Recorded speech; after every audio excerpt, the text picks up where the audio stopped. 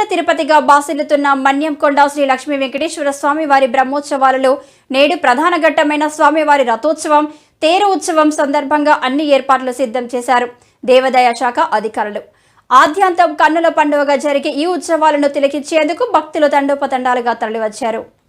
కుదిరితే తిరుపతి, కుదరకపోతే మన్యంకొండ దేవస్థానంలో బ్రహ్మోత్సవాలు మొదలయ్యాయి. ఈ నేపథ్యంలో ఈరోజు రాత్రి నుండి రథోత్సవం మొదలు కానుంది. మహబూబ్నగర్ జిల్లా నుండే కాకుండా వివిధ ప్రాంతాల నుంచి భక్తులు భారీ సంఖ్యలో తరలి వస్తారు. ఈరోజు ప్రత్యేకత రథోత్సవ కార్యక్రమానికి ముఖ్య అతిథిగా ఎమ్మెల్యే ఎన్ఎం శ్రీనివాసరెడ్డి గారు కూడా ఇక్కడ హాజరు కానున్నారని తెలిసింది. ఆయన నేడు స్వామివారికి పట్టు వస్త్రాలను కూడా సమర్పిస్తారని తెలిసింది. అలాగే రాత్రి అర్ధరాత్రి 1 గంటకు ఈ యొక్క రథోత్సవ కార్యక్రమం అంగరంగ వైభవంగా కొనసాగుతుంది.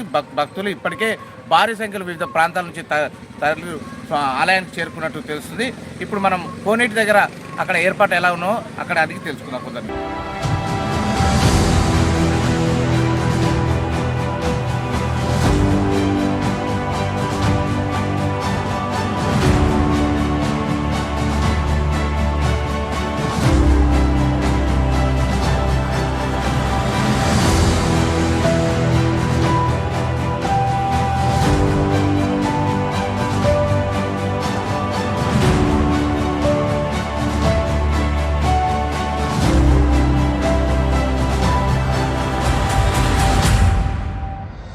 పాలమూరు పేదల తిరుపతిగా విరాజిల్లుతూ భక్తుల కోరిన కోరికలు తీర్చే మన్యంకొండ శ్రీ లక్ష్మీ వెంకటేశ్వర స్వామివారి తేరు ఉత్సవానికి వివిధ ప్రాంతాల నుండి భక్తులు బయలుదేరి వెళ్లారు.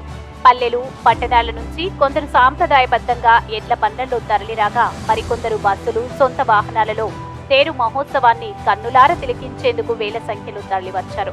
ఈ సందర్భంగా స్వామివారిని దర్శించుకునేందుకు ముందు కోనేరులో స్నానం ఆచరించి నియమనిష్టలతో ఉపవాసం ఉంటూ ప్రత్యేకంగా దాసాంగాలు, నైవేద్యాలు తయారు చేసి స్వామివారికి సమర్పిస్తుంటారు. ఇక్కడికి వచ్చిన భక్తులు మన్యంకొండ దేవస్థానానికి వివిధ ప్రాంతం నుంచి భక్తులు తరలి వచ్చారు. వారిని అడిగి తెలుసుకుందాం ఈరోజు ప్రత్యేక ఏంటో. ఉలిగొండ గ్రామం నుంచి వచ్చేసాము.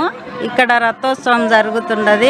మేము 10 సంవత్సరాల నుంచి ట్రాక్టర్ తీసుకొని ఇక్కడికి వచ్చి నైవేద్యం చేసి స్వామికి పెట్టి ఇక్కడ నైవేద్యం చేస్తుంటాము.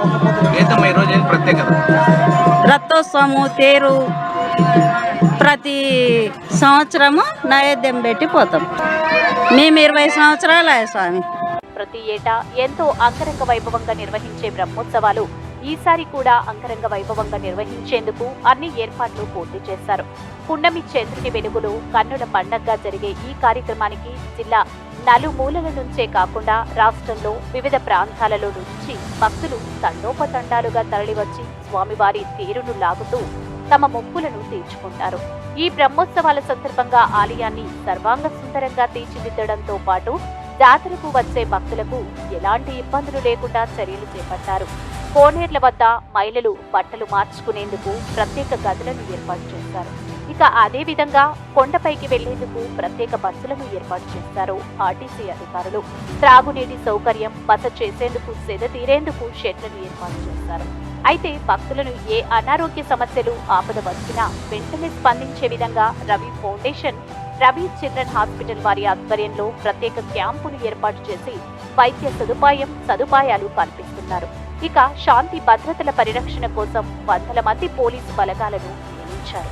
చిల్డ్రన్స్ హాస్పిటల్ మరియు రవి ఫౌండేషన్ అధినేత డాక్టర్ శేఖర్ గారి ఆదేశానుసారం ఈరోజు మన మన్యంకొండ దేవస్థానంలో జరుగుతున్నటువంటి జాతర సందర్భంగా ఇక్కడ భక్తులు ఎవరికీ కూడా ఏ విధమైనటువంటి ఇబ్బంది కలగకూడదనేటువంటి ఉద్దేశంతో ఉచిత వైద్య శిబిరాన్ని ఏర్పాటు చేయడం జరిగింది.